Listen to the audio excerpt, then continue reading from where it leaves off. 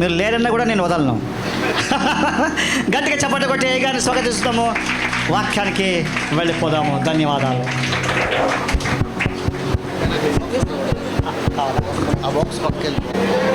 బాగున్నారా?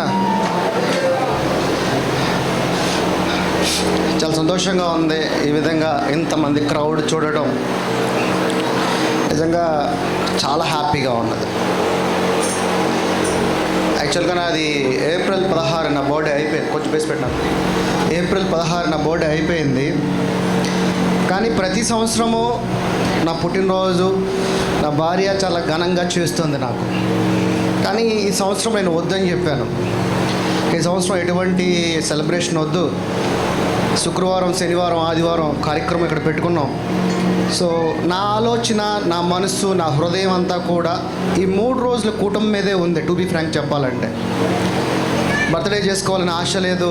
బర్త్డే కోసం దానికోసం టైం వెచ్చించడం కూడా నాకు ఇష్టం లేదు.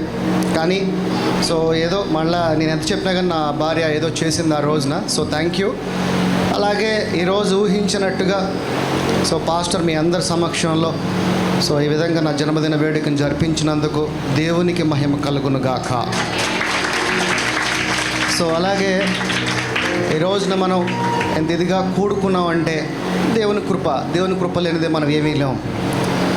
ఎందుకనంటే మనందరం కూడా అన్నదమ్ముల వలె, అక్క చెల్లెళ్ళ వలె మనమందరం కూడా క్రీస్తు శరీరమై ఉన్నాము. ఎవరి శరీరమై ఉన్నాం? మనందరం క్రీస్తు. అందరికీ తెలుగు ఓకే కదా? అందరికీ వస్తుంది కదా? ప్రాబ్లం లేదు కదా? చెప్పండి. నోర్లు ఇచ్చారు కదా దేవుడు. సార్ నో రైటా? రైట్.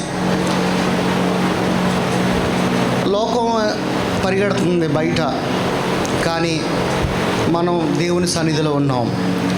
దేవుని సన్నిధిలో ఒక్క క్షణం గడుపుట ఎంతో మేలు, ఎంతో ఆనందం, ఎంతో శ్రేయస్కరమని మనం ఇప్పుడు దాకా పాట పాడుకున్నాం. మన బలం ఎవరు? యేసయ్య. మన జ్ఞానం ఎవరు? మన శక్తి ఎవరు? మన ధైర్యం ఎవరు? ఆయన లేనిదే మనం లేము. యేసయ్య లేనిదే మనము లేము. మనం చేసే ప్రతి పనిలో, మనం ఆలోచించే ప్రతి ఆలోచనలో, మనం వేసే ప్రతి మార్గము, అడుగులో ఆయనను ప్రథమముగా పెట్టుకుని మీరు చేయండి. అడుగువాటి కంటే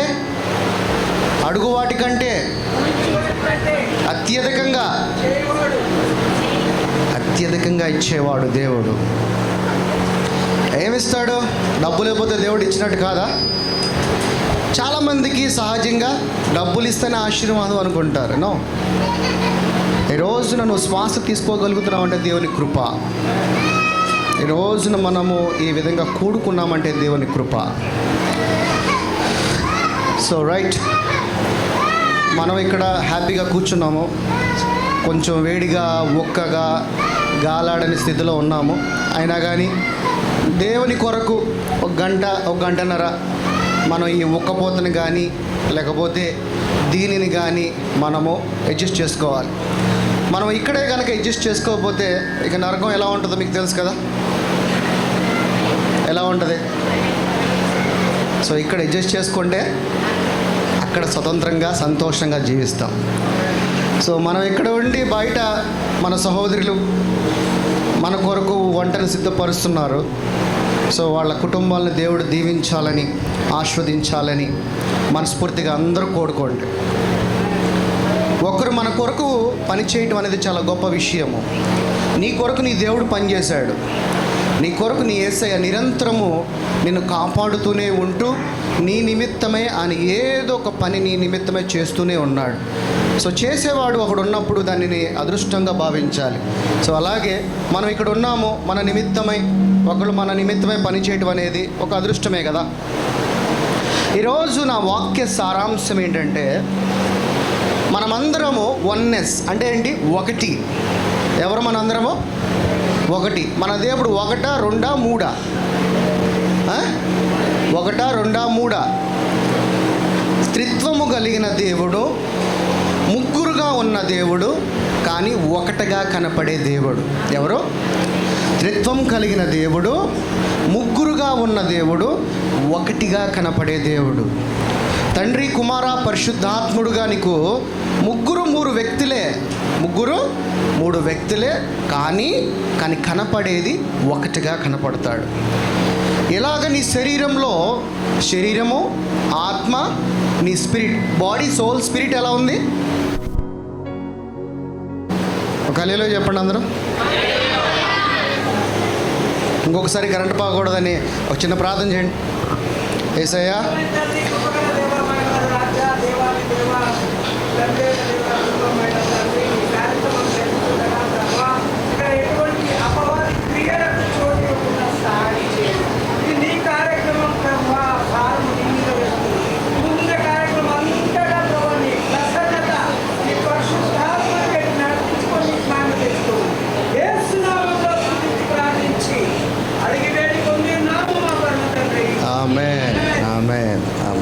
రైట్.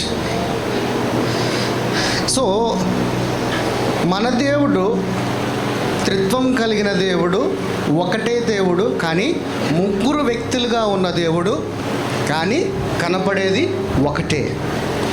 మన శరీరంలో ఎలాగా బాడీ, సోల్, స్పిరిట్ ఉంటుందో, ఇద్దరు భార్యాభర్తలు ఏక శరీరం అయి ఉంటారో, కానీ వాళ్ళు ఏక శరీరం అన్నప్పుడు ఒకటిగా కనపడతారు, కానీ వాళ్ళు ఇద్దరు వ్యక్తులా కాదా?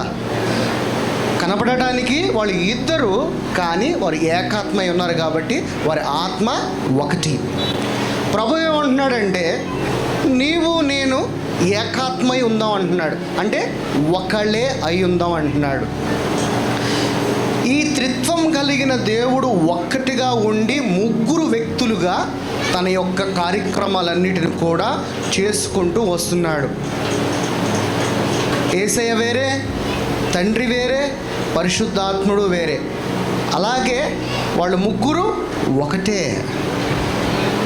యెహోవా, యేసయ్య యెహోవా, పరిశుద్ధాత్మ యెహోవా, ముగ్గురు ఒకళ్ళే, కానీ ముగ్గురు మూడు రకాలుగా వాళ్ళు పని చేస్తూనే ఉంటారు. ఈరోజు నా వాక్య సారాంశం ఏంటంటే, వన్నెస్, ఒకటి, ఫ్యామిలీ ఆఫ్ గాడ్.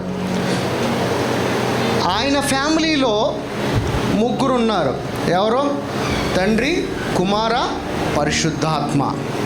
మరి ఆయన ఫ్యామిలీలో నువ్వెక్కడున్నావు? మరి నువ్వు ఆయన కుమారుడుగా, ఆయన కుమార్తెగా ఉండినప్పుడు నువ్వెక్కడున్నావు? మరి ఆయన ఫ్యామిలీ కాదా? నువ్వు ఆయన కుటుంబం కాదా? ఆయన కుటుంబమే కదా. ఆయన కుటుంబం ఎక్కడుంది? ఆయన కుటుంబం ఎక్కడుంది?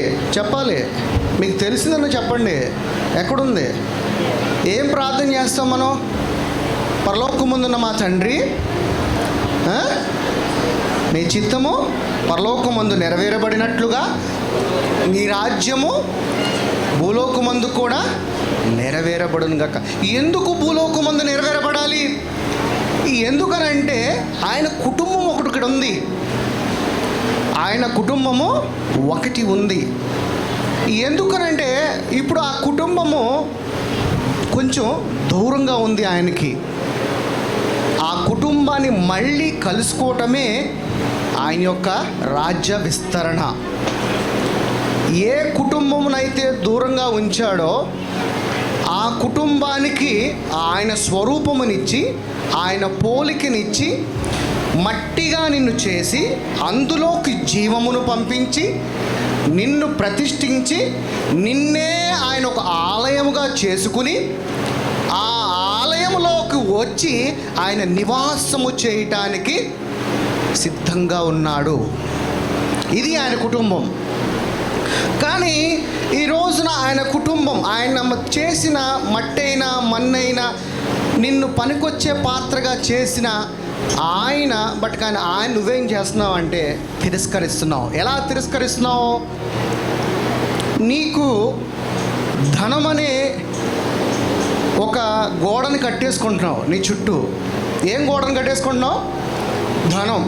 ఈ రోజున మనకి తినటానికి, ఉండటానికి ఉంటే మనకి దేవుడు అక్కర్లా. నిజంగా అవునా కదా? డబ్బులున్నవాడికి దేవుడు కావాలా? ఏమండి? డబ్బులున్నవాడు ఎవడా దేవుడి దగ్గరికి వెళ్తాడా? వెళ్ళడు. వాడు ఎందుకని వెళ్ళడంటే వాడి చుట్టూ ఒక ప్రహరీ కూడా కట్టేసుకున్నాడు, నాకేంటి అని. కానీ దేవుడు నిన్ను ఆయన ఆలయముగా చేసుకుని ఆ ఆలయంలోకి వచ్చి నివాసము చేయటానికి ఆయన ఇష్టపడుతున్నాడు. కానీ నువ్వు చేస్తున్నది ఏంటంటే నీ చుట్టూ డబ్బు అనే ధనం అనే ఒక అడ్డుగోడను కట్టేసుకుని నువ్వు దేవుడికి ఆయన కుటుంబం నుంచి దూరంగా బయటకు వచ్చి శరీరానుసారమైన కుటుంబమే నా కుటుంబము అనుకుంటున్నావు. కానీ నీవు జీవిస్తున్నదే ఆయన జీవాత్మ ఊదితే నువ్వు జీవిస్తున్నావు ఇక్కడ ఈ లోకమందు. అవునా? దేవుడు కనుక జీవం కనుక ఇవ్వకపోతే, దేవుడు కనుక జీవాత్మను కనుక ఇవ్వకపోతే నువ్వెలా జీవిస్తావు?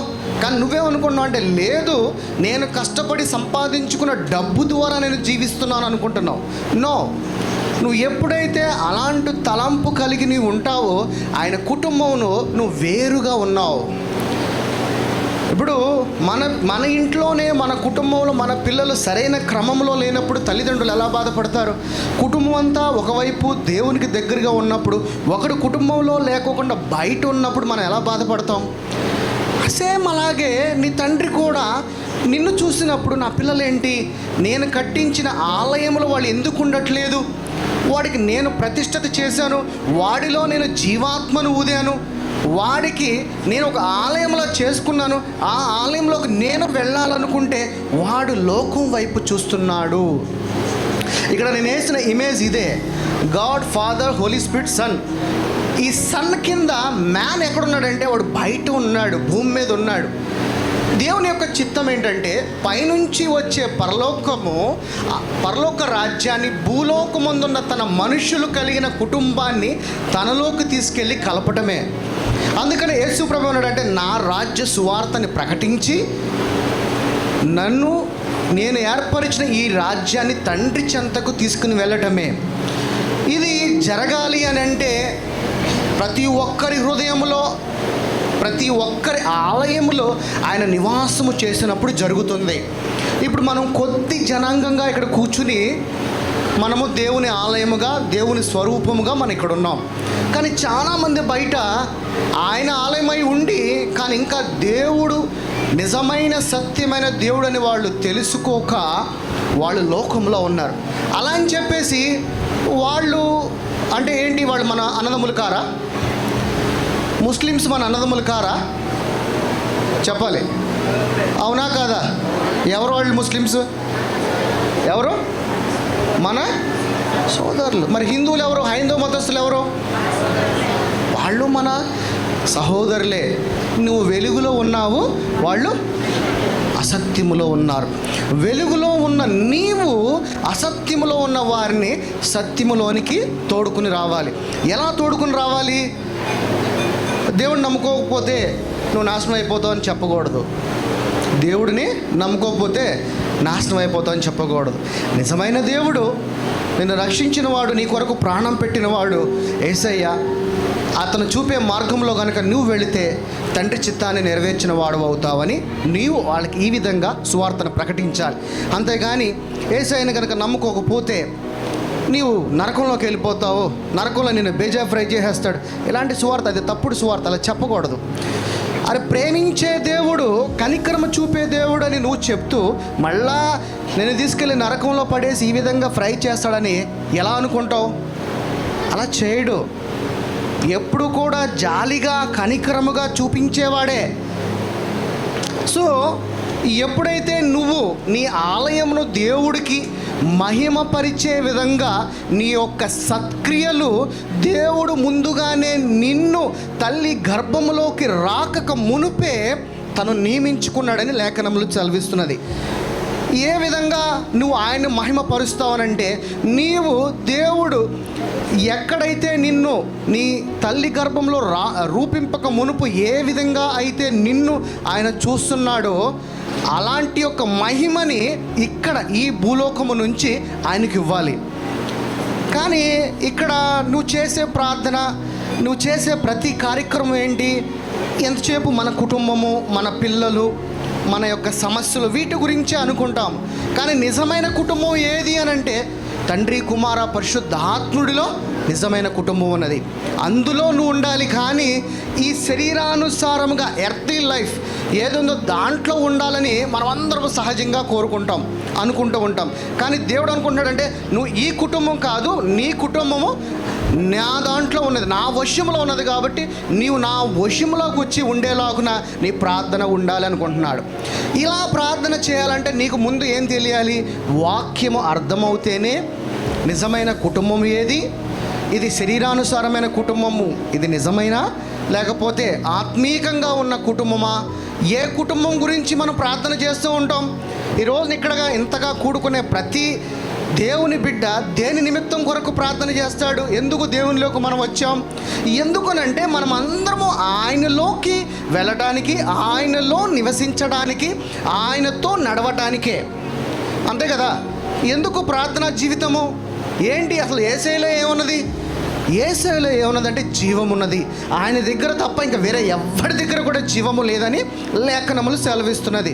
వాక్యం ఏం చెప్తుందంటే నేను తప్ప మరొక దేవుడు లేనే లేడు అని అంటున్నాడు. ఆ సత్యమును నీవు వెలుగులో నుండి విశ్వసించిన ఎడల నీవు ఆయన వారసుడివి, ఆయన కుమారుడు అని అంటున్నాడు. ఎవరైతే ఆయనని విశ్వసించలేదో వారు నా వారు కారు అంటున్నాడు. కారు అన్నంత మాత్రాన వారిని తీసుకెళ్ళి నరకంలో వేసేస్తాడా? కాదు. దాని అర్థము వారు నా వారు కారు అంటే ఎమ్మటినే ఏమంటారు? మార్క్స్ వార్త 15 ఏమంటారు? నమ్మి రక్షించబడిన వాడు రక్షణ పొందును, నమ్మి రక్షణ పొందును, నమ్మని వాడు శిక్ష పొందంటే శిక్ష అంటే ఏంటి? శిక్షలో తీసుకుని వెళ్ళాడు. దాని అర్థం ఏంటంటే నమ్మిన వాడు రక్షింపబడును, నమ్మని వాడిని కూడా రక్షణలోకి తీసుకురావాలని దాని అర్థము. కానీ మనం ఏంటంటే శరీరానుసారముగా ఆలోచిస్తే అవును దేవుడే చెప్పాడు కదా శిక్ష విధిస్తాడు. అలాంటి శిక్ష విధించాడు దేవుడు నిన్ను. దేవుడు నిన్ను ప్రేమించేవాడే. నువ్వు ప్రేమలోనే ఉన్నావు, ఆయన కూడా ప్రేమై ఉన్నప్పుడు నిన్ను ఎలా శిక్షిస్తాడు? శిక్షించాడు. అంటే నా ఇష్టానుసారంగా నేను జీవించవచ్చా? నో. ఎందుకనంటే నీ జీవితము ఏదైనా కానీ దేవునికి మహిమకరంగా ఉండాలి. నువ్వు ఆయన మహిమపరచుకోకుండా నువ్వు జీవించే జీవితము వృధా. ఎందుకనంటే శరీరంలోనే నువ్వు జీవిస్తే ఈ ప్రాబ్లం వస్తుంది. ఎప్పుడైతే నువ్వు ఆయన ఆత్మగా జీవించిన రోజున నీలో ఏం కలిగిద్దంటే ఆయన ప్రేమై ఉన్నాడు కాబట్టి ఆ ప్రేమ నీలో కనపరుస్తుంది. ఈ రోజున మనమందరము కూడా ఆయన కుటుంబమై ఇక్కడ ఏకమై కూర్చున్నాం కాబట్టి దేవుడి యొక్క వాక్య లేఖనములు ఏ విధంగా ఆయన కుటుంబము గురించి oneness family, the family of God ఎలాగా అనేది లేఖనములోనికి వెళ్ళి ఆ సారాంశము చూద్దాము.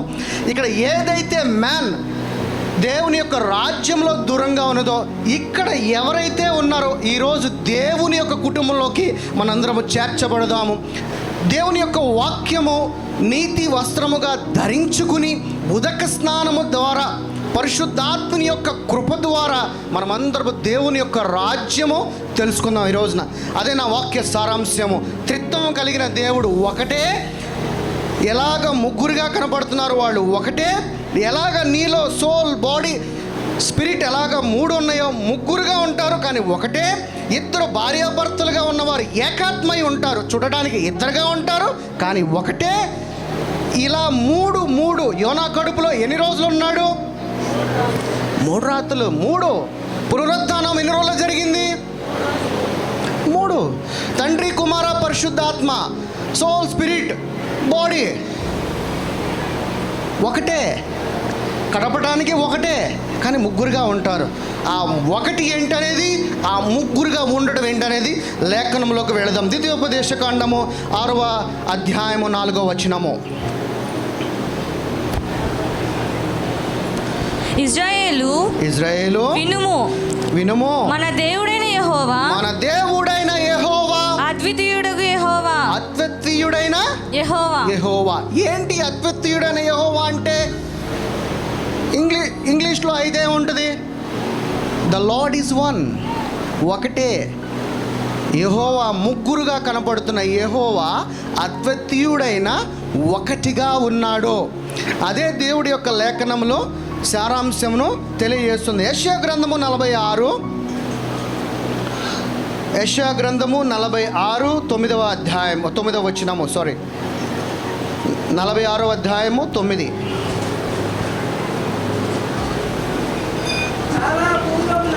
చాలా పూర్వమున జరిగిన వాటిని జ్ఞాపకము చేసుకొనుడి. దేవుడను నేనే, మరి ఏ దేవుడనని వాడు లేడు. నేను దేవుడను, నన్ను పోలిన వాడు ఎవడు కూడా లేడు ఈ లోకంలో. ఆయన డిక్లేర్ చేసుకుంటున్నాడు, నేను తప్ప ఈ లోకంలో వేరొక దేవుడు లేనే లేడు, నేనే నా జనులందరికీ దేవుడుని లేఖనములు సెలవిస్తున్నది. ఈ నిజమైన దేవుడు, ఈ సత్యమైన దేవుడు, ఈ వెలుగు కలిగిన దేవుడు నీలో నివాసము చేయటానికి సిద్ధంగా ఉన్నాడు. ఎందుకంటే ఈ నిజమైన దేవుడు, సత్యమైన దేవుడు నిన్ను తన ఆలయముగా చేసుకున్నాడు. ఏ ఆలయముగా? ఆయన ఆలయముగా. ఎలాగా? ఎట్లా నీ ఆలయం అంటే? ఏది నీ ఆలయం అంటే? మన మన మన శరీరంలో ఆలయం అంటే ఏ ప్రాంతం? మన హృదయము. ఆ హృదయంలోకి వచ్చి వెలుగుగా ఆయన నివాసము చేస్తానంటున్నాడు. ఆ వెలుగు కలిగిన దేవుడు నీలోకి వచ్చి నివాసము చేయడానికి సిద్ధంగా ఉన్నప్పుడు మరి నీ హృదయాన్ని దేవుడికి అప్పచెప్పడానికి సిద్ధంగా ఉన్నావా? చెప్పండి, ఉన్నారా? మరి దేవుడు ఆయన స్వరూపమై ఉన్నాం కదా మనం, అవునా కదా? ఆయన స్వరూపమే కదా, ఆయన పోలికై ఉన్నాం కదా. మరి ఆయన పోలికై ఉన్నప్పుడు ఆయన ప్రేమ కలిగి ఉన్నాడు. మరి నీలో ప్రేమ ఉందా? ఉందా? పెదాలతో కాదు. దేవుడు పెదాలతో పలికాడా? చేతులతో చేసి చూపించాడు. మరి ఆయన దగ్గర కనికరం ఉన్నది, నీ దగ్గర కనికరం ఉన్నదా? మరి ఆయన దగ్గర జాలి ఉన్నది, నీ దగ్గర జాలి ఉన్నదా? ఇది నిజమైన స్వరూపం అంటే. నీలో కనపడాల్సినవి ఏంటంటే ప్రేమ, ఆత్మఫలాలన్నీ, ఆ 9 ఫలాలు నీలో కనపడాలి. ఆ 9 ఫలములు నీలో కనపడిన రోజునే ఆయన స్వరూపము, ఆయన పోలిక. అవి కనపడినంత వరకు కూడా నీవు ఆయన పోలిక కాదు, ఆయన స్వరూపము కాదు. నా వాక్యము కనుక నీలో లేకపోయి ఉండన్నట్లయితే నీవు నా వాడు కావు అంటున్నాడు. నీవు ఆయన వాడివి కావాలంటే, ఆయన కుటుంబంలోనికి నువ్వు వెళ్ళి ఆయన యొక్క రాజ్యాధికారాలన్నీ పొందుకోవాలంటే నువ్వేమై ఉండాలి? ఆయన యొక్క పోలికై ఉండాలి. ఆయన యొక్క పోలికై ఉండాలంటే నీలో ఏం కనపడాలి? ఆత్మఫలాలు కనపడాలి. ఆ ఆత్మఫలములు కనపడినంత వరకు కూడా నువ్వేమై ఉంటావు? ఆయన కుమారుడు కావు. వేషధారుల వలె క్రైస్తవులుగా చెప్పుకుని జీవించటం కాదు. నీలో నిజమైన క్రైస్తవుడు జీవించాలంటే దేవుని స్వరూపం అంటే ఆత్మఫలాలు నీలో ఉండాలి. నీలో అహంభావం అనేది ఉండకూడదు, గర్వం అనేది ఉండకూడదు. ఆ గర్వాన్ని, అసూయని, క్రోధముని, ఆ గోడలను ఏం చేయాలంటే బద్దలు కొట్టేసేయాలి. నీ ప్రేమ, నువ్వు ప్రేమించే ప్రేమ, దేవుని యొక్క స్వరూపం అని చెప్పుకునే ప్రేమ, నువ్వు ఎంత తప్పు చేసినా కానీ వాడి మీద కోపము తీసుకురాదు. ఎందుకంటే ఆ ప్రేమ ఏం చేస్తుంది? కప్పేస్తుంది. అలాగే తండ్రి కూడా నీ ప్రేమ, ఆయన ప్రేమ ద్వారా నువ్వు చేసే తప్పులన్నిటినీ కూడా కప్పేశాడు. కప్పేసి నిన్ను ఆయన కుమారుడుగా, ఆయన వారసుడుగా నిర్మించుకోవడానికి ఆయనే ప్రాణం పెట్టి ఆయన రక్తము ద్వారా, ఆయన స్వరక్తము ద్వారా ఆయన సంపాదించుకున్నాడు. అందుకనే మీరు మీ సొత్తు కారు, మీరు ఎవరి సొత్తు అన్నాడు? ఆయన సొత్తు. ఎందుకంటే ఆయన నిన్ను విలువ పెట్టి క్రయ విక్రయ ధనము ద్వారా కొని ఉన్నాడు. ఎలాగా?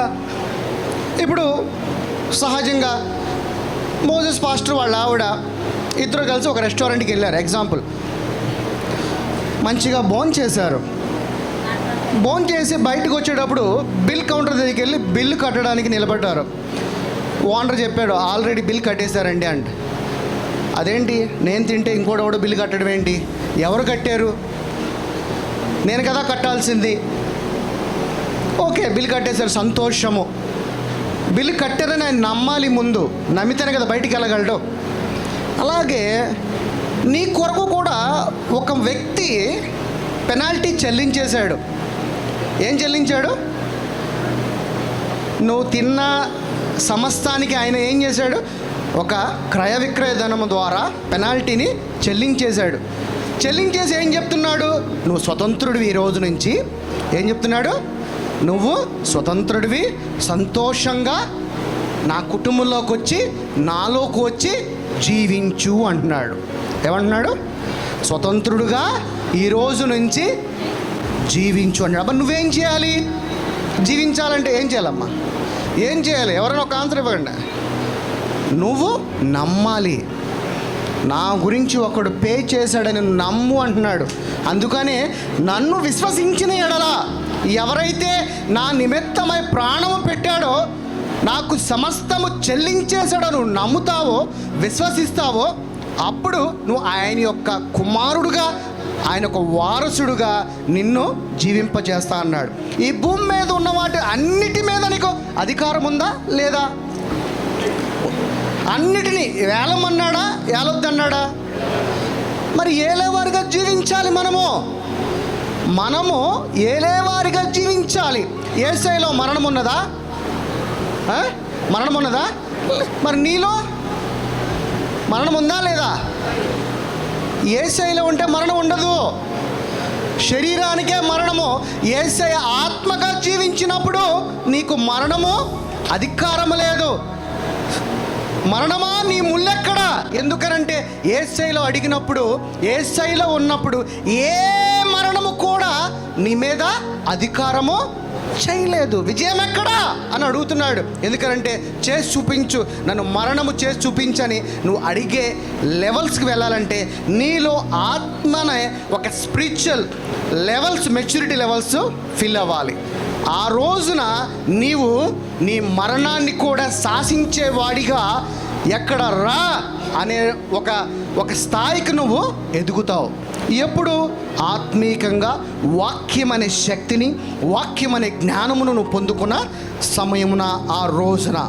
యోహాను సువార్త 10:30. యోహాను సువార్త 10:30.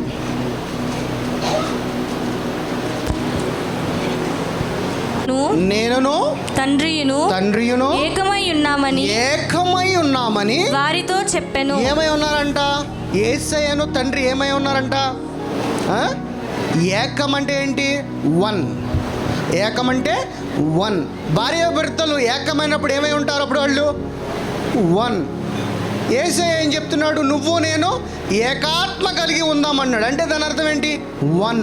అంటే ఈ వన్ ఫ్యామిలీలోకి నువ్వు వెళ్ళాలంటే ఆయన ఆత్మగా ఉన్న రోజున, ఆయన ఆత్మ పూర్ణుడుగా నిన్ను నువ్వు రూపాంతరము చెందించుకున్న రోజున ఆయనలో ఒక్కడివై ఉంటావు. రూపాంతరం అంటే ఏంటి? నిన్ను నువ్వే మొత్తము మార్చేసుకోవటము. ఇక మీదట జీవించువాడును నేను కాను, నా యందు జీవించువాడు నా క్రీస్తే. నా క్రీస్తు గనక నాలో జీవిస్తే నేను క్రీస్తుతో ఏకాత్మై, అంటే వన్నై, ఒకటిగా ఉంటాము అని లేఖనముల ద్వారా దేవుడు నీతో ఈరోజు మాట్లాడుతున్నాడు.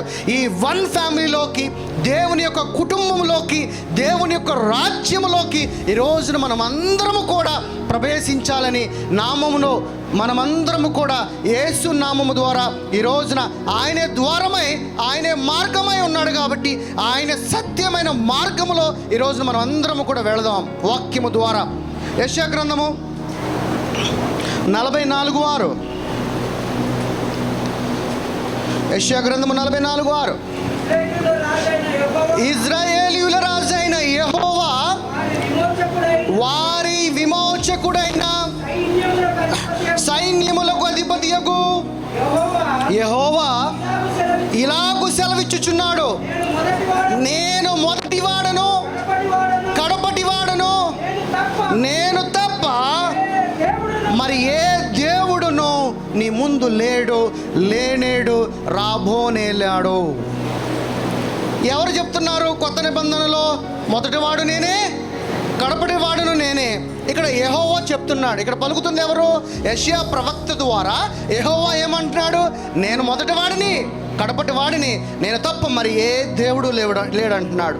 మరి అదే యేసయ్య ఏమంటున్నాడు?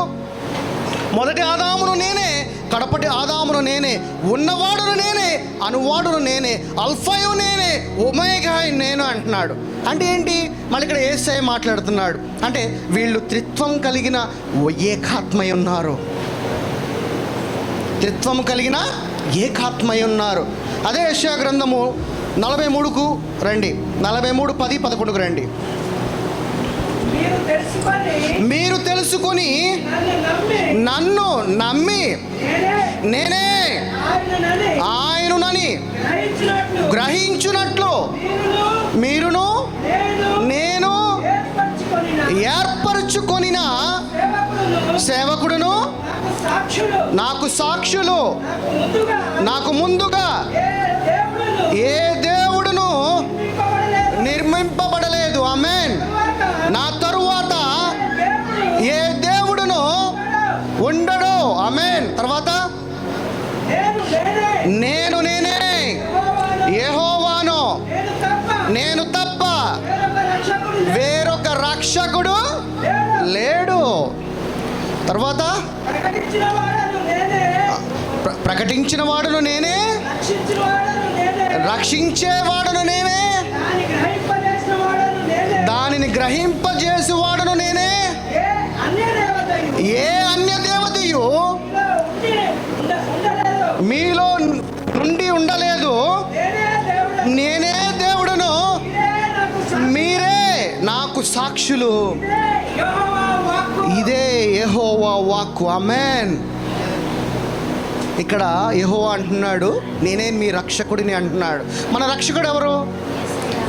మరి యెహోవా ఇక్కడ నేనే రక్షకుడు అని అంటున్నాడు. అంటే దాని అర్థం ఏంటి? ఒకటే ఉన్నారు, వన్ గాడ్.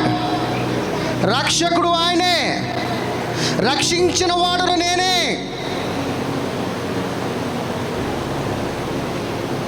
ఏ దేవుడు కూడా మీలో ఉండడు అంటున్నాడు. ఎందుకనంటే ఆయనకు ఆయనే ప్రకటిస్తున్నాడు, నీలో ఉండువాడును నేనే. ఎందుకనంటే నేనే నిన్ను ఏర్పరచుకున్నాను, మీరే నాకు సాక్షులు అంటున్నాడు. ఆయన ఏర్పరచుకున్న మందిరము నిన్ను నువ్వు నిర్మించుకున్నావు అనుకుంటున్నావు? నో. మీ తల్లి గర్భం నుంచి పుట్టావు అనుకుంటున్నావు? నో. ఆయనే నిన్ను నిర్మించుకున్నాడు ఆయన ఆలయముగా. ఎందుకనంటే ఆయన ఆలయములో ఆయన వచ్చి నివాసము చేయటానికి, ఆ ఆలయం ద్వారా ఆయన ఒక కుటుంబాన్ని కట్టడానికి వచ్చాడు. ఆయన భవన నిర్మాణము, ఆత్మలతో భవన నిర్మాణం చేస్తున్నాడు. కానీ ఈ రోజున మనం అది తెలుసుకోకుండా మనము ధనం అనే భవన నిర్మాణం కట్టుకుంటున్నాం. ఏ నిర్మాణం కట్టుకుంటున్నాం? భవనం అనే నిర్మాణము. ఆ నిర్మాణంలో మనం కట్టుకుని ఇదే నా కోట అనుకుంటున్నాము. దేవుడు నీకున్న ధనమును బట్టి నువ్వు దేవుణ్ణే తిరస్కరించే స్థాయికి నువ్వు వెళ్ళిపోతున్నావు. కానీ దేవుడు నిర్మించినది శాశ్వతము, కానీ నువ్వు నిర్మించిన భవనము అశాశ్వతము. నువ్వు నిర్మించిన భవనము ఏ గాలి వచ్చినా, ఏ తుఫాను వచ్చినా, ఏ సునామీ వచ్చినా, ఏ భూకంపం వచ్చినా పడిపోతుంది. కానీ ఆయన నిర్మించుకున్న ఆలయము ఎన్నటికీ కూలదు, ఎన్నటికీ పడిపోదు. ఎందుకనంటే అది శాశ్వతము. దేవుని యొక్క మాట శాశ్వతము, కానీ మనిషి మాట అశాశ్వతము.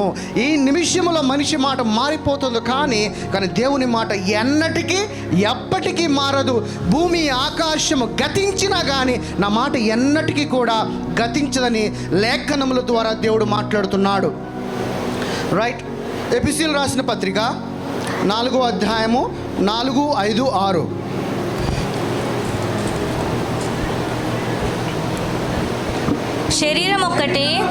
శరీరము ఒక్కటే, ఆత్మయు ఒక్కటే. ఆ ప్రకారమే మీ పిలుపు విషయమై ఒక్కనే నిరీక్షణ ఉండుటకు పిలువబడితివి. తర్వాత ప్రభువు ఒక్కడే, విశ్వాసము కూడా ఒక్కటే,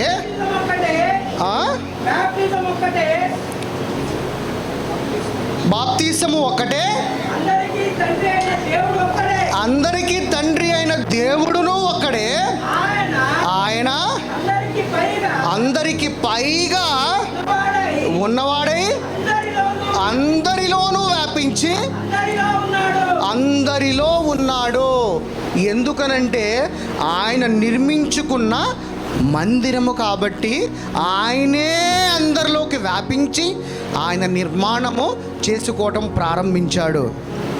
చాలామంది ఏమంటారంటే మీ విశ్వాసం మీది, మా విశ్వాసం మాది అంటారు. ఏ విశ్వాసం అంట? మీ విశ్వాసం మీది, నా విశ్వాసము నాది. ఇది సహజంగా మన క్రైస్తవులు పలికే మాట. కానీ దేవుడు ఏమంటున్నాడు? ఒకటే విశ్వాసము, ఒకటే ప్రభువు, ఒకటే శరీరము. ఎలాగ అన్ని అవయములు కలిపితే ఒక శరీరముగా ఉంటుందో, అన్ని డినామినేషన్స్ కలిపితే ఒక సంఘము, ఒక శరీరము. ఆ సంఘానికి, ఆ శరీరం అంతటికి క్రీస్తు ఏమై ఉన్నాడు? శిరస్సు అయి ఉన్నాడు. ఈ రోజున వేరే ఊర్లో ఉన్న సంఘాల, వేరే దేశాల్లో ఉన్న సంఘాల, వేరే రాష్ట్రాల్లో ఉన్న సంఘాల, మనమందరము ఒకటే. మనందరిలో ఏ ఉండాలి? అప్పుడు క్రీస్తు ప్రేమ ఉండాలి. మరి ఈ రోజుల్లో ఎంతమంది సంఘాల్లో ప్రేమ ఉందంటారా? మరి వాక్యానుసారముగా మనం జీవిస్తున్నామా? వాక్యానుసారముగా కాకుండా శరీరానుసారముగా జీవిస్తున్నామా? శరీరానుసారముగా. దేవుడు ఏం చెప్తున్నాడు? ప్రేమ కలిగి అన్ని సంఘములు నా శరీరము, నేనే ఆ సంఘమంతటికి శిరస్సు అని చెప్తుంటే, ఈ రోజునున్న సంఘములు, డినామినేషన్స్ ఎలా ఉన్నాయంటే, నీ విశ్వాసము నీది, నా విశ్వాసము నాది. వాడు తప్పుడు బోధ, నాది మంచి బోధ. కానీ ఉన్నది ఒకటే బోధ, ఏ డిఫరెన్స్ లేదు. ఇప్పటికీ సంఘము అర్థం చేసుకోవట్లా. ఇప్పటికీ ఆయన యొక్క లేఖనముల ద్వారా ఆయన మాట్లాడుతున్న మాటలను అర్థం చేసుకోవట్లా. ఎందుకనంటే వాడు శరీరం అనే ప్రహరీ గోడని కట్టేసుకున్నాడు. నువ్వు నిజంగా దేవుని యొక్క స్వరూపము, దేవుని యొక్క పోలిక అయి ఉన్నప్పుడు నువ్వు కట్టుకోవాల్సింది ఏంటంటే, నీ ఆత్మ విశ్వాసముతో కట్టుకోవాలి. కానీ నీ శరీరం ఏం చెప్తుంది? ధనముతో నీ ఇంటి చుట్టూ ప్రహరీ గోడను కట్టుకుంటే నీ ప్రహరీ గోడలోకి ఏమవుతున్నది? దేవుని యొక్క ఆత్మని రాకోకుండా ఏం కట్టుకుంటున్నావు? నీ ప్రహరీ గోడను కట్టుకుంటున్నావు. కానీ దేవుడు నీలో ప్రవేశించడానికి, నీలోనే నివాసము చేయడానికి ఆయన సిద్ధంగా ఉన్నప్పుడు నిన్ను నువ్వే ఆ యొక్క గోడను కట్టేసుకుని నీకు తినటానికి ఉండటానికి ఉంటే, సహజంగా ఎవరికైనా ఈ రోజున గర్విష్ఠుడు అంటే ఏంటి? వాడి దగ్గర డబ్బు ఉందని అర్థం. అంతే కదా? సహజంగా డబ్బు ఉందంటే వాడికి గర్వం వచ్చేస్తుంది. కానీ ఆ డబ్బుతో కట్టుకునే ఒక్క ప్రహరీ కూడా ఏదొచ్చినా పడిపోతుంది. దేవుడి యొక్క స్వరూపమని నోటి పెదాలతో పలకటం కాదు, ఆయన ముందుగా ఆయన సత్క్రియలు చేయుటకై ఆయన నిన్ను నిర్మించుకున్నాడు. కానీ నిన్ను నువ్వు నిర్మించుకోవడానికి కాదు, ఆయన ఏర్పరచుకున్న ఆ ఆలయంలోకి వచ్చి ఆయన నివాసము చేయటానికి నిన్ను నిర్మించుకున్నాడు. కానీ నిన్ను నువ్వు నిర్మించుకుని నిన్ను నీవు బిల్డింగులు కట్టుకుని ఆ బిల్డింగ్లో విశాలమైన జీవితాన్ని జీవించడానికి కాదు, ఆయన ఆలయంలో ఆయన ఆరాధించడానికి. అందుకని ఏమన్నాడంటే, ఎలాగ ఆరాధించమన్నాడు నిన్ను? ఎందుకని? ఆత్మతో, సత్యముతో. ఎందుకంటే ఆయన ఆత్మ ఎక్కడుంది? హృదయములో ఉన్నది. పూర్ణ హృదయము, పూర్ణాత్మ, పూర్ణ శక్తితో. దేవుని ఆత్మ శక్తి కలిగినదా? దేవుని మాట శక్తి కలిగిందా? మాట కలిగినదా? అంటే ఏంటి? దాని అర్థం ఏంటి? అంటే నీ హృదయం ఎంత ప్రాముఖ్యమో నీ హృదయం నువ్వు అనుకుంటున్నావు, కానీ దేవుడు ఏమంటున్నాడంటే అది నా ఆలయం అంటున్నాడు. నువ్వు ఎప్పుడైతే నీలో నేను ఆయన ఆలయం అని నిన్ను గ్రహించుకుంటావో, నీలో ఆటోమేటిక్గా నేను దేవుని ఆత్మ ఉన్నాను కాబట్టి ఆయన నేను ఘనపరచాలి, ఆయన నేను మహిమపరచాలి అనే ఒక తలంపు నీలో ఆటోమేటిక్గా వస్తుంది. వచ్చి రాగానే నీ యొక్క మనసు, నీ హృదయము రెన్యూ రూపాంతరము చెందటము ప్రారంభిస్తుంది. ఎందుకనంటే ఈ వాక్యము ఎక్కడ భద్రపరచుకోమన్నాడు? హృదయంలో. ఈ వాక్యం ఏమై ఉన్నది? జీవమై. ఈ వాక్యం ఇంకోటి అయి ఉన్నది. ఏమై ఉన్నది? దేవుడు ఈ లోకానికి ఏమై ఉన్నాడు? వెలుగై ఉన్నాడు. ఆ వెలుగు నీ హృదయంలో ఉంటే అపవాది ఏ స్వరూపం కలిగి ఉన్నాడు? చీకటి. నీలోకి దేవుని యొక్క వాక్యము నీ హృదయంలో ప్రవేశించినప్పుడు, ఆ వెలుగెళ్ళి నీ హృదయంలో ఉండినప్పుడు చీకటి ఏమైపోతుంది? మాయమైపోతుంది. అంటే వాక్యము వెలుగైన వాక్యము నీ హృదయంలో భద్రం చేసుకోమన్నాడా? భద్రం చేసుకున్న వాక్యానికి ఆయనేముంటా అన్నాడు? కావలి ఉంటా అన్నాడు. నేనే నీ చుట్టూ కావలి ఉంటా ఆ వాక్యానికి. ఎందుకంటే ఆ వాక్యము జీవమై ఉన్నది, ఆ వాక్యము వెలిగే ఉన్నది. కాబట్టి ఆ కావలి ఉన్న హృదయము ఆయన యొక్క నిజమైన ఆయన టెంపుల్. సో అలాంటి వాడికి ఏముండదు అప్పుడు? వాడి ఒంట్లో రోగం ఉండదు, వాడికి కష్టం ఉండదు, వాడికి బాధ ఉండదు. నీవు నీ నోటి ద్వారా పలికే మాటల ద్వారా కాదు, వాక్యము మాట్లాడాలి నీ నుంచి. పాస్టర్ ఒక్కడే బిషప్, ఆర్క్ బిషప్ కాదు, ప్రతి ఒక్కడు కూడా దేవుని యొక్క వాక్యమును పలకాలి. నీ నోట్లో ఏమున్నది? జీవము మరణము ఉన్నది. నీ నోట్లోంచి జీవం కలిగిన మాటలే పలకాలి. కానీ ఎదుటివాడి గురించి దుర్భోషలు, ఎదుటివాడి కుటుంబం గురించి, ఎదుటివాడి జీవితం గురించి నువ్వు మాట్లాడకూడదు. ఎందుకంటే ఎదుటివాడు నీకేమై ఉన్నాడు? నీ కుటుంబం, నీ ఫ్యామిలీ అంటే నీ పిల్లలు, నీ భర్త, నీ భార్య, నీ అన్నదమ్ములు కాదు, మనం అందరము కూడా ఆయన కుటుంబమై ఉన్నాము. అందుకే ఏమన్నాడు?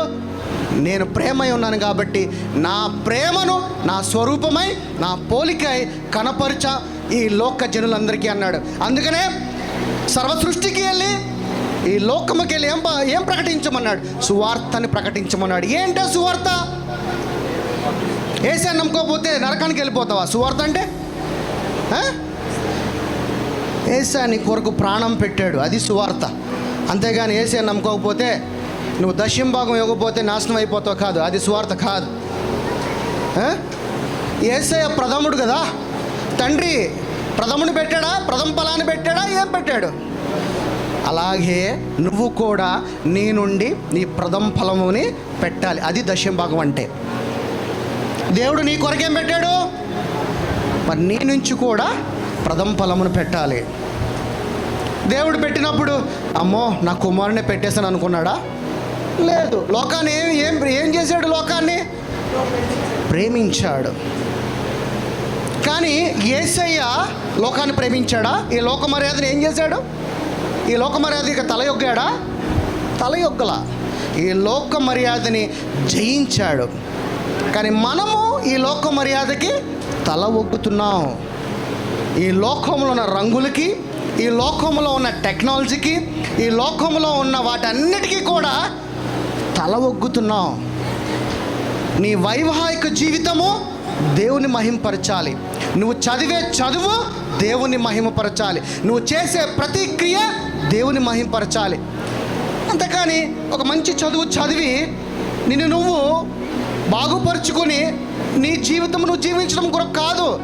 ఆయన ఇంతగా ప్రేమించింది నిన్ను, నీ నుంచి అనేక మందికి నువ్వు ప్రేమను పంచి ఇవ్వటానికి ఆయన అంత ఇదిగా నీకు జ్ఞానం ఇచ్చి, ఆ జ్ఞానము ద్వారా నిన్ను అన్యుల మధ్యలోకి ఎలా నించోబెడతా అన్నాడు? ఒక వెలుగుగా నించోబెట్టి నిన్ను తల కొట్టేవాడుగా నించోబెడతా అన్నాడు. కానీ తోకగా నించోబెడతా అన్నలా. ఇదంతా చేయాలంటే నువ్వేం చేయాలి? డబ్బుతో కట్టుకునే గోడ కన్నా విశ్వాసముతో నీ గోడను కట్టు. విశ్వాసముతో నీ ఇంటిని పరలోక రాజ్యంలో కట్టు అన్నాడు. పరలోక రాజ్యం ఇంతకీ పైన కింద?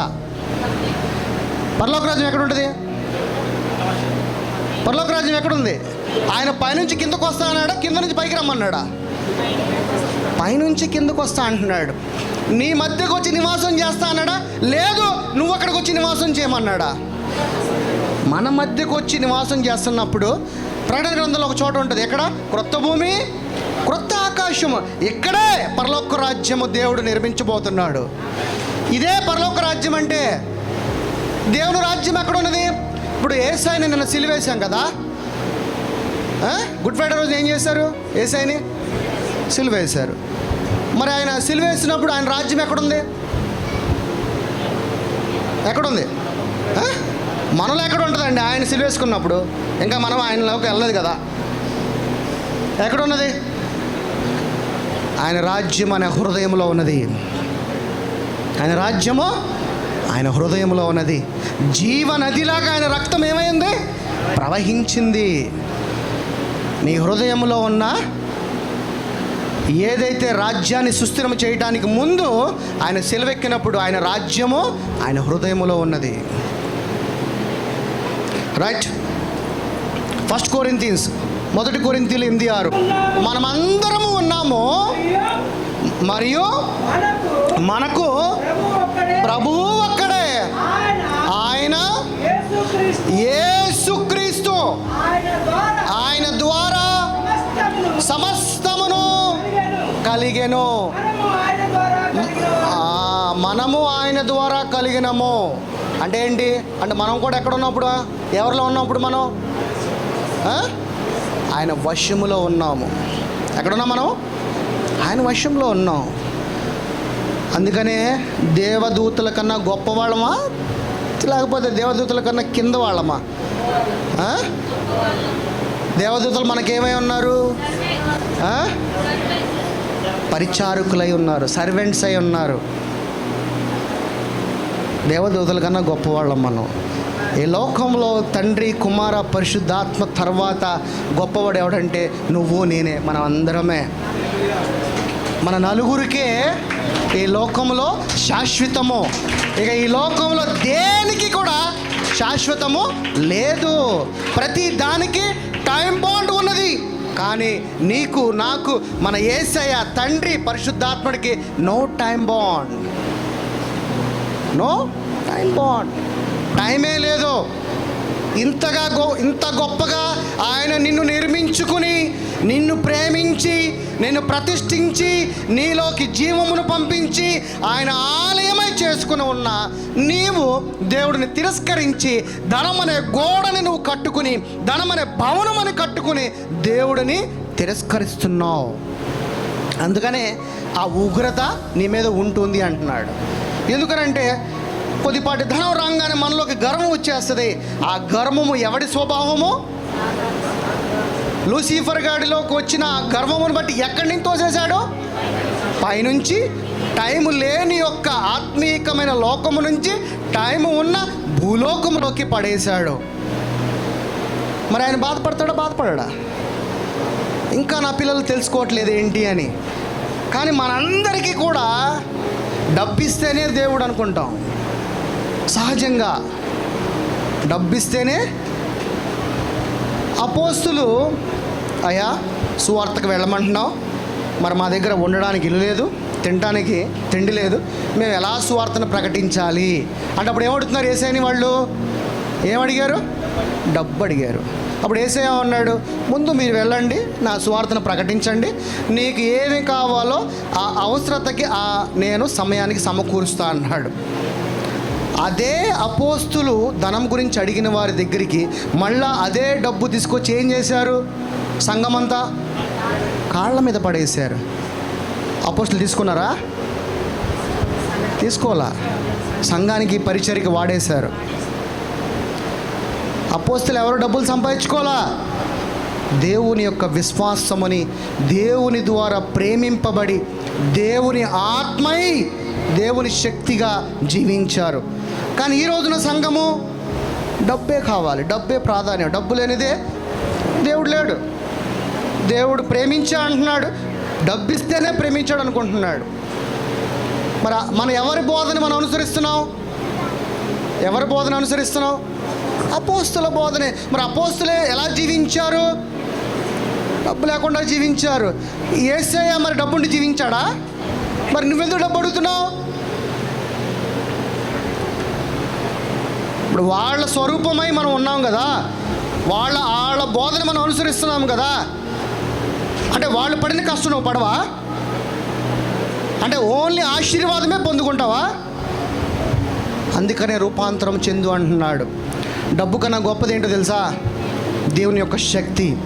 నీ చేతిలో 10 రూపాయలని ప్రేర్ చేసి 10 లక్షలు అవ్వాలంటే అవ్వాలి. అలాంటి విశ్వాసాన్ని పొందుకో. దేవుడు ఏమంటున్నాడంటే, డబ్బు అడిగితే ఇవ్వను, శక్తి ఇస్తాను. ఏమిస్తాను? పేతురుని, నా దగ్గర వెండి బంగారం లేదు, ఏమున్నది? నా దగ్గర శక్తి ఉన్నది అన్నాడు. ఈరోజు నీ ప్రార్థన డబ్బు గురించి అడగమాకండి. ప్రభువా, నేను నా తల్లి గర్భంలోకి రూపింపబడక మునుపు నీ చెంత ఉన్నప్పుడు ఎలాంటి మహిమ కలిగి ఉన్నానో, ఎలాంటి శక్తి కలిగి ఉన్నానో, ఆ శక్తిని నాకు దయచేయ అని ప్రార్థన చేయాలి. యేసయ్య చేసిన ప్రార్థన అదే. నీకు యేసయ్యకున్న ప్రార్థనకి ఉన్న దాని యొక్క ప్రార్థనకున్న గొప్పతనం ఏంటంటే, ఆయన తన మహిమను కోరుకున్నాడు, నువ్వు ధనమును కోరుకుంటున్నావు.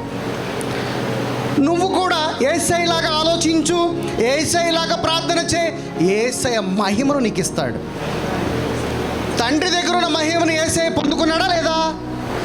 అదే మహిమను యేసయ్య ద్వారా నీకు ఇస్తాడంటున్నాడు. ఏ మహిమను? చచ్చిన శవంలో కూడా జీవమును పుట్టించి లేపే మహిమను. అది గొప్పదా? 10 కోట్ల ఆస్తి గొప్పదా? నీ దగ్గర మహిమ ఉంటే ఈ చెట్టును డబ్బులు వచ్చే చెట్లా చేయి అనొచ్చు కదా. అలాంటి ఫిజికల్గా 10 కోట్లు అడుగుతావా? దేవుని మహిమను కావాలని కోరుకుంటావా? అది ప్రార్థన.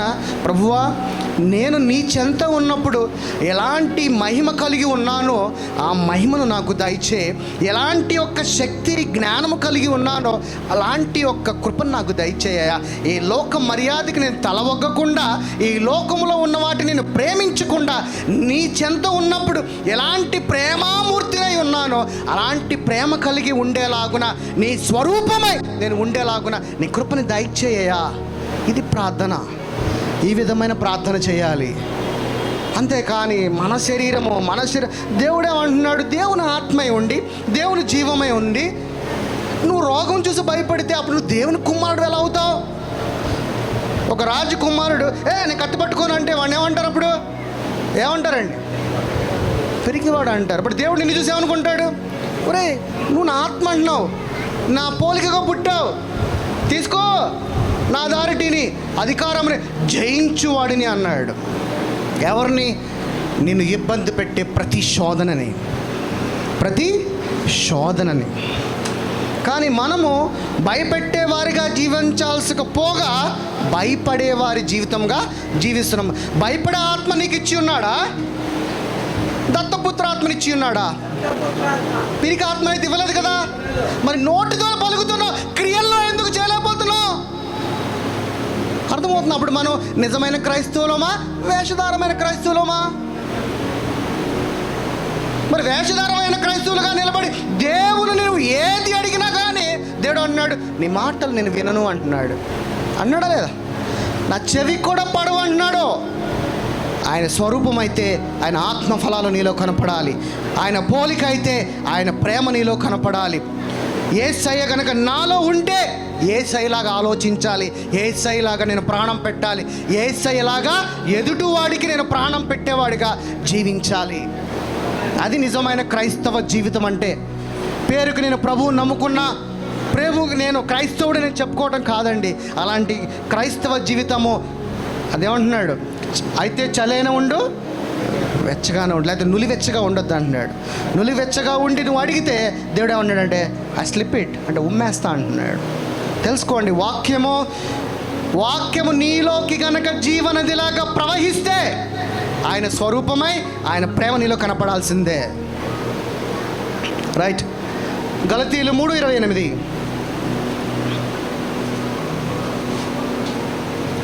ఇందులో యూదుడని గ్రీసు దేశస్థుడని లేదు, దాసుడని స్వతంత్రుడని లేదు,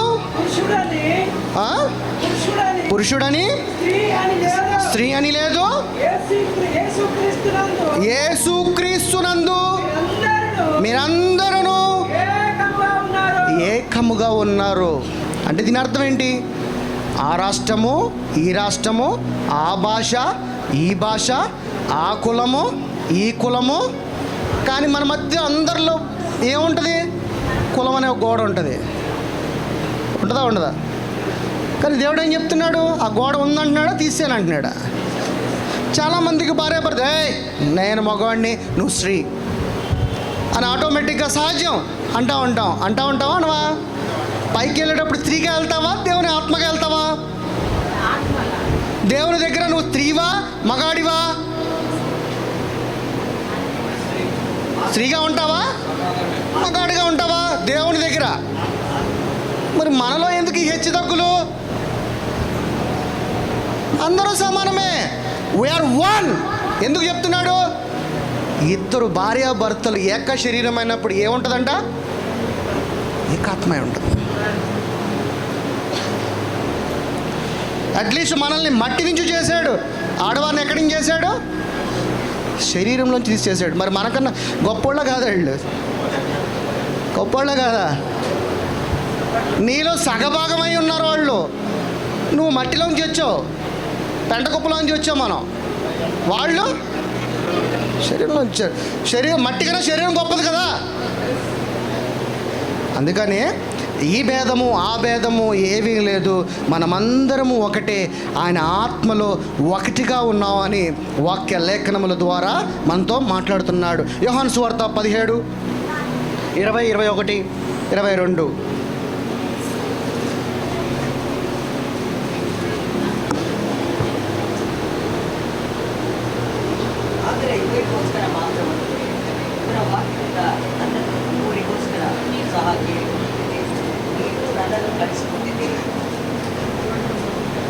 మరియు నన్ను పంపితివని లోకము నమ్మునట్లు తండ్రి నాయందును నీవును నీయందు నేనును నీయందును నేను ఉన్నలాగున వారును మనయందు. వారు ఎవరు? మనమేనా? సరిగ్గా చూడండి. తర్వాత ఏకమై ఉండవలెనని వారి కొరకు మాత్రము నేను ప్రార్థించుటలేదు. ఎవరు ముందున్న వారు? 12 మంది అపోస్తులు. తర్వాత వారి వాక్యము వలన ఎవరి బోధన అనుసరిస్తున్నాం మనము? అపోస్తుల వలన. అపోస్తులకి ఎవరు బోధించారు వాక్యాన్ని? యేసయ్య బోధించాడు. ఇప్పుడు చదవండి. నా యందు విశ్వాసముంచు వారందరూ ఏకమై ఉండవలెనని వారి కొరకును ప్రార్థించుచున్నాను. ఎవరి కొరకు ప్రార్థిస్తున్నాడంట? ఎవరైతే ఆయన వాక్యము మీ హృదయములలో పెట్టుకుంటారో వాళ్ళ గురించి ఎవరు ప్రార్థిస్తా అంటున్నాడు? యేసయ్య ప్రార్థిస్తా అంటున్నాడు. ఆయన మనకు మధ్యవర్తి ఉన్నాడా? ఆయన మధ్యవర్తి ఉన్నాడా లేదా? తర్వాత మనము ఏకమై ఉన్నలాగున వారును ఏకమై ఉండవలనని నీవు నాకు అనుగ్రహించిన మహిమను నేను ఈ వాక్యం వింటున్న వారందరికీ అదే మహిమను ఇచ్చి ఉన్నాడంట. ఏ మహిమని? యేసయ్యన అధికారము పొందుకున్న యొక్క మహిమని ఈ రోజున నీకు ఇచ్చి ఉన్నాడంట. అలా ఇచ్చేలాగున యేసయ్య ఏం చేస్తున్నాడంట? మీ అందరి కొరకు ప్రార్థన చేస్తున్నాడంట. యేసయ్య మహిమ గొప్పదా, ధనము గొప్పదా? మరి యేసయ్య మహిమను కావాలని ప్రార్థన చేయండి. యేసయ్య ఎలాంటి నీవు మహిమ కలిగి ఉన్నావో తండ్రి దగ్గర, అదే మహిమను నేను పొందుకొని ఉండాలి ప్రభువా. ఈ భూమి మీద రాజుగా నేను జీవించాలయ్యా, నేను ప్రతి దాని మీద ఏలేవాడిగా జీవించాలయ్యా అని ప్రార్థన చేయాలి. అంతేగాని ప్రభువా నాకు ఇల్లు ఇవ్వా, ప్రభువా నాకు స్థలము ఇవ్వా, ప్రభువా నాకు అది ఇవ్వా కాదు. అదన్నిటికన్నా గొప్పది ఏది? మహిమ. మహిమ ఉంటే సమస్తము సాధ్యము. అంటే మరి ఇప్పుడు ఏం అడగాలి? ఈరోజు నుంచి దేవుని మహిమను అడగండి. మహిమ ఉంటే సమస్తము సాధ్యము. అసాధ్యమైనటువంటిది ఏది కూడా ఆ మహిమకు లేదు. ఎవ్రీథింగ్ పాసిబుల్ ఆ గ్లోరీలో. ఆదికాండము 2:24. తండ్రిని తన తల్లిని విడిచి తన భార్యను హత్తుకొనును. వారు ఏక శరీరమై ఉందురు. ఏమై ఉన్నారు ఇప్పుడు వాళ్ళు? ఏక శరీరం. ఏకం అంటే ఏంటి? ఒకటే ఉన్నారు. మన దేవుడు ఏమై ఉన్నాడు? ఒకటే ఉన్నాడు. నీ కుటుంబము దేవుని కుటుంబము ఏమై ఉన్నది? ఒకటే ఉన్నది. మరి ఈ ఏకమైన కుటుంబము ఎవరిలో నివసించాలి? దేవుడిలో నివసించాలి. దేవుడిలో ఒకటై ఉండాలి. అప్పుడు నీకు ఆశీర్వాదం మీద ఆశీర్వాదము, కృప వెంబట కృప పరిగెత్తుకుంటూ వస్తుంది. పట్టిందే బంగారం. భార్య ఒకవైపు, భర్త ఒకవైపు ఉంటే వాళ్ళు అప్పుడు ఏమై ఉంటారు? విడివిడిగా ఉంటే ఏమై ఉంటారు? అప్పుడు దేవుడి కుటుంబంలో ఉన్నట్ట లేకపోయినట్లా? వారు ఏకమై ఉన్నప్పుడే దేవునిలో ఉన్నట్టు, దేవుని కుటుంబంలో వారు ఉన్నట్లు. వారు విడిపోయి ఉన్నట్లయితే దేవుడి చిత్తం ఏంటి? వాళ్ళు ఏకముగా జీవించి పిల్లలను పుట్టించి ఈ భూమిని నిండించాలి. వారు విడివిడిగా ఉండి విడాకులు తీసుకుని, లేకపోతే వాళ్ళు వేరేగా ఉండడం వల్ల వారి మధ్యలోకి ఏది ప్రవేశిస్తుంది? అపవాది. అంటే ఎవడు వాటికి అవకాశం కల్పిస్తున్నాడు? మనిషే. ఎవరి కుటుంబంలోకి వాడు అవకాశాన్ని కల్పిస్తున్నాడు? దేవుడి యొక్క కుటుంబంలో దేవుడు చెతపరిచిన నీలోకి అపవాదిని ప్రవేశిస్తున్నాడు. అప్పుడు దానివల్ల ఎవరి కుటుంబం చెడిపోతుంది? ముందు దేవుడి కుటుంబం. నీ చేతులతో నువ్వే దేవుడి కుటుంబాన్ని ఏం చేస్తున్నావు? పాడు చేసుకుంటున్నావు. ఎందుకనంటే కోపం, గర్వం, ఇవన్నీ ఎవడు స్వభావం? నీలో వాక్యం అనేది కనుక ఉంటే, ఆయన ప్రేమ కనుక ఉంటే నీలో కోపం రాదు, గర్వం ఉండదు. వాక్యము కనుక లేకపోతే ఇవన్నీ వచ్చేస్తాయి. వాక్యం కనుక ఉంటే నీలో ప్రేమ ఉంటుంది.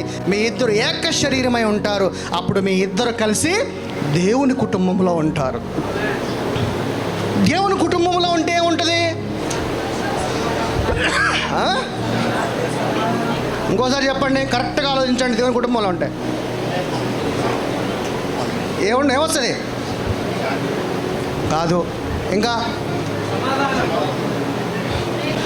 ఆశీర్వాద ప్రార్థన ఏంటి?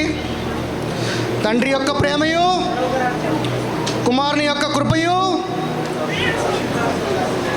ఈ మూడు మీలో, మీ కుటుంబంలో ఉంటాయి. అదే తండ్రి ప్రేమ, కుమారుని యొక్క కృప, పరిశుద్ధాత్మని యొక్క ఇది కుటుంబం. ఈ కుటుంబం నువ్వు వెళ్ళాలంటే ధనంతో నువ్వు గోడ కట్టుకుంటే ఆ కుటుంబంలోకి నువ్వు వెళ్ళలేవు. దేవుని యొక్క ఆత్మ విశ్వాసం అనే కుటుంబం కనుక నువ్వు కట్టుకుంటే నీలో తండ్రి, కుమారుడు, పరిశుద్ధాత్ముడు నీలోకి వచ్చి నివాసము చేస్తారు. అర్థమవుతున్న వాక్యము? అర్థమైతే ఒక హల్లెలూయా చెప్పండి.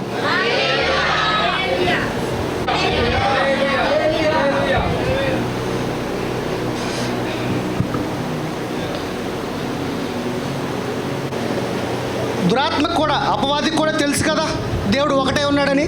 తెలుసా లేదా? మనిషికే తెలుసా? దేవుడికి కూడా తెలుసా లేదా? తెలిసిన అపవాది ఎలా ఉంటాడంట? యాకోబు రాసిన పత్రిక 2:19.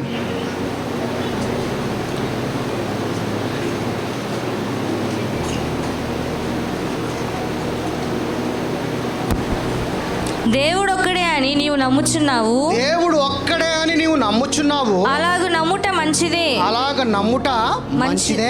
దయ్యములను నమ్మి వణుకుచున్నవి.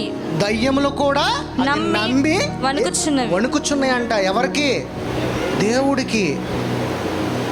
అరే అపవాదే వణుకుచున్నప్పుడు మరి నీకు రాదేంట్రా బాబు ఈ వణుకు? ఎందుకంటే భయం లేదు. ఎందుకంటే దేవుడు ప్రేమించేవాడు కదా అని ప్రేమిస్తాడులే.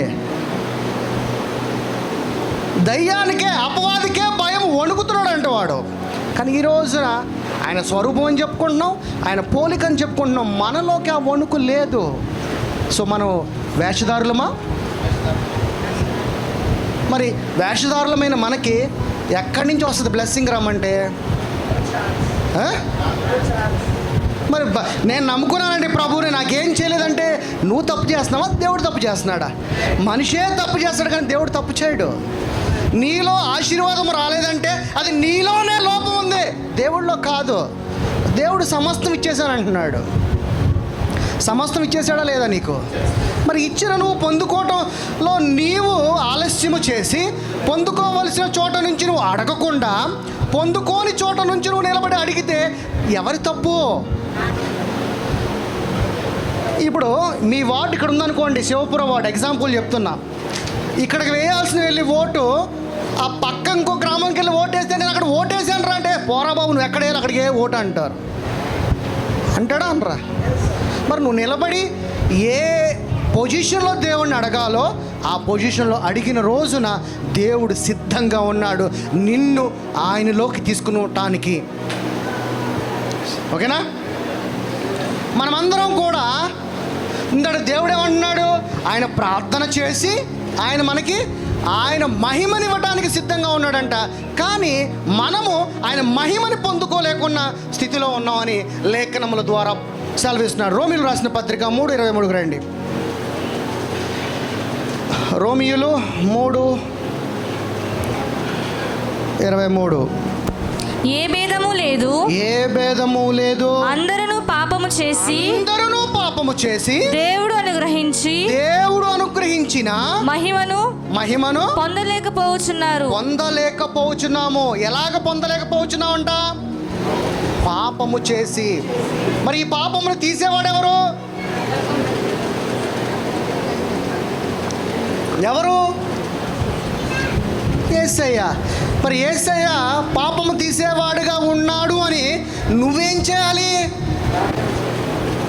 నమ్మాలి. ముందు నా పాపము తీసిన వాడని నువ్వు ముందు నమ్మాలి. నమ్మితే ఆయన మహిమని పొందుకోపోతావు. ఆయన నీ గురించి మహిమనివ్వటానికి సిద్ధంగా ఉంటే నీవేం చేస్తున్నావు అంటే, నేను పాపిని, నాకు పాపము చేసిన వాడినై ఉన్నానని నువ్వు అనుకున్నప్పుడు ఏది మిస్ అవుతున్నావు? నువ్వు దేవుని యొక్క మహిమ. ఎందుకనంటే నువ్వు నీతిమంతుడు వేండ్రా అని నీ చెవి దగ్గరికి వచ్చి ఎవడు ఊతాడు? నీ ఇంటి పక్కన వాడు వచ్చి ఊతాడు. అవ్వ మంచిదే, అవ్వలోకి దూరింది ఎవడో. అలాగే నీ చుట్టూ ఉన్న వాళ్ళే ఊదుతారు, వాళ్ళలోకి దూరింది ఎవరో. అప్పుడు నువ్వేం చేయాలి? సత్యము వెలుగులో జీవించేవాడివి. నేను పరిశుద్ధుడిని, నా యేసయ్య ద్వారా కడగబడిన వాడిని, నాలో పాపం అనేది ఇక మీదట నివాసము చేయలేదు, నా యందు నివాసము చేయవాడు నా యేసయ్య అని నువ్వు నీ గ్రహింపు అంటే రూపాంతరము చెందాలి. నువ్వు రూపాంతరము చెందనంత వరకు నీలో మార్పాటు రాదు. మార్పాటు పొందిన వరకు నీలోకి దేవుని మహిమ రాదు. దేవుని మహిమ రాలేకపోయినప్పుడు నీలో తండ్రి, కుమారుడు, పరిశుద్ధాత్ముడు నీలో నివాసము చేయడు. నీలో వాళ్ళు ముగ్గురు నివాసము చేయనప్పుడు నీలో ఎవడు నివాసం చేస్తాడంటే అపవాది నివాసం చేస్తాడు. చూసారా? ఒకదానికి ఒకటి ఎలా కనెక్షన్ ఉందో. ఒకటే ఆశీర్వాదము, నేను ఒక్కడా ప్రార్థన చేస్తానంటే కుదరదు. సమస్తము. ఇప్పుడు ఒక యాపిల్ ఉంది, నేను సగం భాగం కుళ్ళిపోతా, సగం భాగం బాగుంటాను అంటే నువ్వు ఇష్టపడతావా? ఇష్టపడతారా? ఫ్రూట్ మొత్తం బాగుంటే ఇష్టపడతా. అలాగే నీలో కూడా సమస్తము పరిపూర్ణులుగా ఉండాలి, కానీ సగభాగము పరిపూర్ణులుగా ఉండకూడదు. బ్రదర్ ఏంటి బ్లింక్? అది వాళ్ళకి బర్తాదియా? ఒక్కడే దేవునికి నరులకును మధ్యవర్తియు ఒక్కడే, ఆయన క్రీస్తు యేసునందు నరుడు. ఆయన అందరి కొరకు నెక్స్ట్ విమోచన. ఆయన అందరి కొరక, కొందరి కొరక అంటే ఏంటి? అంటే ఇస్లామిక్ హైందవులు కూడా అందరూ ఉన్నారా లేరా? ఆయనకే ఏ భేదం లేనప్పుడు మనకెందుకు? మనలో అంటే నువ్వు హైందవుడు, నేను రాను, నీ పెళ్ళికి రాను, నేను ఇంటికి రాను, మేము మతం మారిపోయాం, నేను మతం అనే గోడ కట్టేసుకున్నా, ఆ గోడ దాటి నేను బైక్ రాలేను, నా దేవుడు చెప్పాడు. దేవుడు చెప్పాడా? అందరి కొరకు అంటున్నాడా, కొందరి కొరకు అంటున్నాడా? మరి నువ్వు ఆయన్ని ప్రేమించాలా వద్దా? మతం అనే ముసుగులో జీవించొద్దు. ఏ ముసుగులో జీవించకూడదు? ఏ మతం? క్రైస్తవానికి మతం ఉందా? లేదు. క్రైస్తవ మార్గమై ఉన్నది. ఆయన మార్గము వెలుగై ఉన్నది. ఆ వెలుగు మార్గంలో అసత్యములో ఉన్న వెలుగు వారిని నడిపించాలి. అది సువార్త. అంతేకాని మతం అనే ఒక ముసుగు గోడని కట్టి ఆ మతములో నువ్వు జీవించవద్దు. ఆ మతములో ఉండి జీవించి ఎదుటివాడిని దూషించవద్దు. ఎదుటివాడిని ప్రేమించమన్నాడు కానీ ఎదుటివాడికి ప్రాణం పెట్టాడు ఆయన. అందరి కొరకు కానీ కొందరి వరకు కాదు. తర్వాత విమోచన క్రయధనముగా తాను తానే సమర్పించుకొనెను. దీనిని గూర్చి సాక్ష్యము యుద్ధకాలమందు ఇయ్యబడును. అరే దేవుడే డిక్లేర్ చేస్తున్నాడు, నాకు ఏ డిఫరెన్స్ లేదు అని.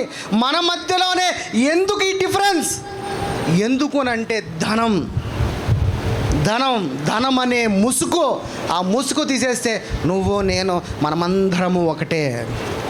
ఎవడైతే ఈ సత్యాన్ని తెలుసుకుంటాడో వాడు నిత్య సత్యములోకి జీవిస్తాడు. దేవుని యొక్క కృప వాడి మీద ఎప్పుడు నిత్యము ఉంటుంది. ధనమునే చూసుకుంటూ ఉప్పొంగిపోతూ ఆ ధనము ఎప్పుడు వెళ్ళిపోతుందో తెలియదు. ఆ ధనముతో ఒక్క సెకండ్ నువ్వు బతకలేవు.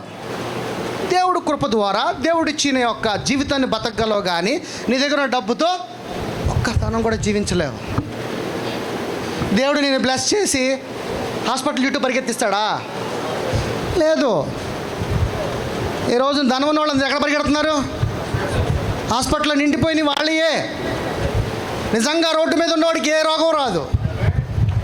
వచ్చిందా? వాడికి ఏ రోగం రాదు. ధనమని ఇల్లు కట్టేసుకుని ఆ ఇంట్లో నివసించే వాడికి ఏమొస్తాయి? వాడికే రోగం వస్తుంది.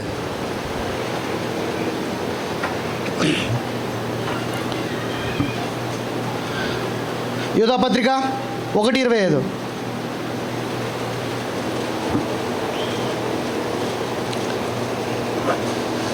మన ప్రభువైన యేసుక్రీస్తు ద్వారా మహిమయు మహత్యమును ఆధిపత్యమును అధికారమును యుగయుగములకు పూర్వమును ఇప్పుడును సర్వయుగములకును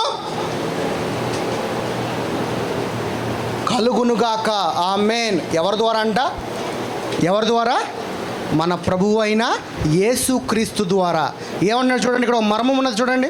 మహిమయు మహత్యమును ఆధిపత్యమును అధికారమును యుగయుగములకు పూర్వమును, అంటే పాత నిబంధనలో ఉన్నవారికి కూడా ఏమై ఉందంట? ఇప్పుడును, అంటే మనము సర్వయుగములకును రాబోయే తరము వారికి కూడా కలుగునుగాక. ఆమేన్. అంటే యేసయ్య అప్పుడు ఒకటే కదా, ఏకత్వము త్రిత్వము కలిగిన దేవుడు. ఇంకొక 4 వచనాలను చూసి క్లోజ్ చేద్దాం. హెబ్రీయులకు రాసిన పత్రిక 10:14. పట్ తీసేయాలి.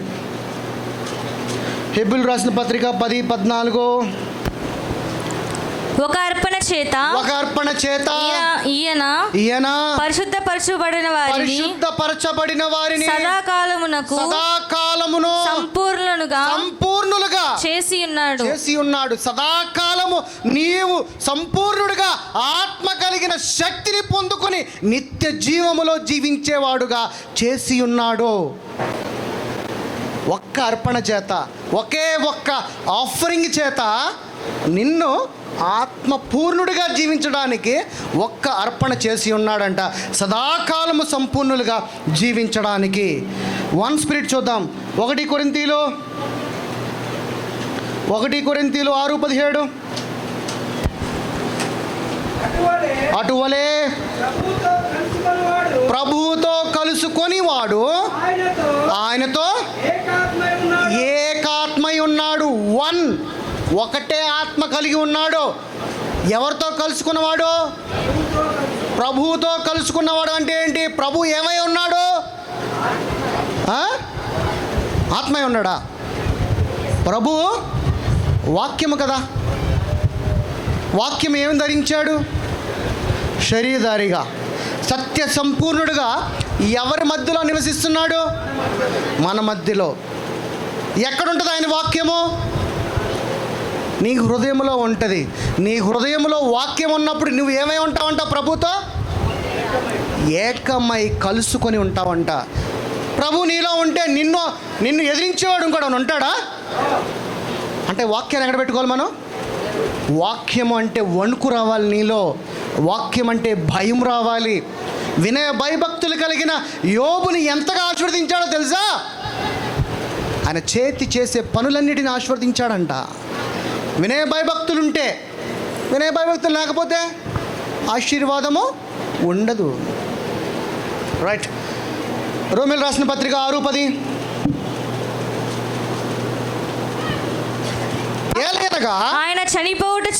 ఆయన చనిపోవుట చూడగా పాపము విషయమై ఒక్కమారే చనిపోయిన గాని ఆయన జీవించుట చూడగా దేవుని విషయమై జీవించుచున్నాడు. దేవుని విషయమై జీవించుచున్నాడు. మరి నీవెలా జీవిస్తున్నావు? నీ విషయమై నువ్వు జీవిస్తున్నావు. దేవుని విషయమై నీ కొరకు ప్రాణం పెట్టిన యేసు నిమిత్తమై సజీవులుగా మిమ్మును మీరే ఎంచుకొనుడి అని చెప్తున్నాడు. ఎఫెసీయులు 3:14. ఎఫెసీయులు 3:14. ఈ హేతువు చేత పరలోకమందున భూమి మీదను ఉన్న ప్రతి కుటుంబము ఏ తండ్రిని బట్టి కుటుంబం అని పిలువబడుచున్నదో ఆ తండ్రి ఎదుట నేను మోకాళ్ళుకుని మీరు అంతరంగ పురుషుని యందు శక్తి కలిగి ఆయన ఆత్మ వలన బలపరచబడినట్లుగా క్రీస్తు మీ హృదయములలో విశ్వాసము ద్వారా నివసించున్నట్లుగాను తన మహిమైశ్వర్యము చొప్పున మీకు దయచేయవలనని మీరు దేవుని సంపూర్ణత యందు సంపూర్ణులగునట్లుగా ప్రేమయందును వేరై పారి స్థిరపడి సమస్త పరిశుద్ధులతో కూడా దాని యొక్క వెడల్పు పొడుగు లోతు ఎంత ఎత్తో గ్రహించుకొనుచుందుము. మనం ఎవరిలో ఉండాలంట? ఎవరిలో? అంతరంగ పురుషుని యొక్క శక్తి అంటే ఏంటి? నీలో ఉన్న అంతరంగ పురుషుడు ఎవరో? యేసుక్రీస్తు. నీలో నీ అంతరంగ పురుషుడు నువ్వు పెట్టుకుంటే వాక్యముగా, ఆ వాక్యము నీ హృదయంలో విశ్వాసము ద్వారా నిన్ను నివసించినట్లుగా తన మహిమైశ్వర్యము చొప్పున మీకు దయచేయవలనని మీరు దేవుని యొక్క సంపూర్ణత యందు పరిపూర్ణులగునట్లుగా ప్రేమ యందు వేరు పారి స్థిరపడి ఉండవలని దేవుడి యొక్క నిశ్చయము తలంపు. అంతేకాని నీ సమస్య, నీ కష్టము, నీ బాధ ఇదే కాదు. ఎఫెసీయులు 2:19.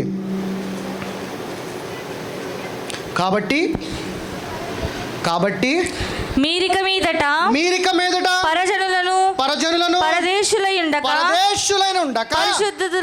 పరిశుద్ధులతో ఏక పట్టణస్థులను దేవుని ఇంటి వారనై ఉన్నారు. ఆమేన్.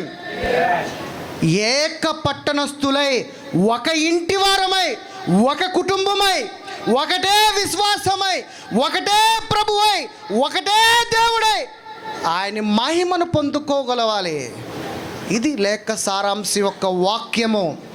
మనమందరం ఎవరై ఉన్నప్పుడు ఎవరి కుటుంబం మనము? మన కుటుంబంలో ఎవరుంటారు? యేసయ్య ఆలయము మనమై ఉన్నామా? ఆయన మనకు ఆలయమే ఉన్నాడా? మన ఆలయంలో ఎవరు ఉండాలి? యేసయ్య ఉండాలి. భార్యాభర్తలు ఎలా ఉండాలి? ఏకాత్మ లేకపోతే ఏమై ఉంటాము? ఏకాత్మై ఉన్నప్పుడు నీలో ఎవరు ఉంటారు? నీలో ఉంటే తండ్రి యొక్క ప్రేమయు, కుమారుని యొక్క కృపయు, పరిశుద్ధాత్మని యొక్క సహవాసము కలిగి ఉంటాము. ఈ ముగ్గురు కలిసి నీలో ఉంటే ఇక నీకు కష్టం ఉంటుందా? నువ్వు ఏ దేవుడినైతే ఆశీర్వాదం కోరుచున్నావో ఆ ముగ్గురుగా ఉన్న దేవుడు ఒకటే నీ యొక్క హృదయంలో వెలుగై ఉంటే నీకు నీ అవసరతలో, నీ రోగములో, నీ కష్టములో, నీ బాధలో ఉంటాయా? అంటే నీలో ఎవరు లేకపోతే ఇవన్నీ ఉంటాయి, అంటే నీలో లేకపోతే ఇవన్నీ ఉంటాయని అర్థమవుతుంది కదా. మరి నీలో ఉండాలా లేదా అనేది మీరు నిర్ణయించుకోండి. అదే ఏమంటున్నాడు పౌలు భక్తుడు, మిమ్మల్ని మీరే ఎంచుకొనుడి అంటున్నాడు. కానీ దేవుడు ఏమంటున్నాడంటే ఆయన రాజ్యమును కిందకు తీసుకుని వచ్చి ఈ మానవ నిమిత్తము ఈ జనములు ఏమన్నారో ఈ యొక్క భూరాజ్యమును పరలోక రాజ్యములో కలపాలని ఆయన చిత్తమును ఆయన బిడ్డలమైన మనం అందరము కూడా ఆయన పోలికై ఆయన స్వరూపమై ఆత్మ ఫలాలు నీలో కనపడేవారిగా వేషధారుల వలె అయితే మటుకు జీవించొద్దు నా సహోదరి, నా సహోదరుడా. రైట్. యెహోవా అంటే అర్థం ఏంటి?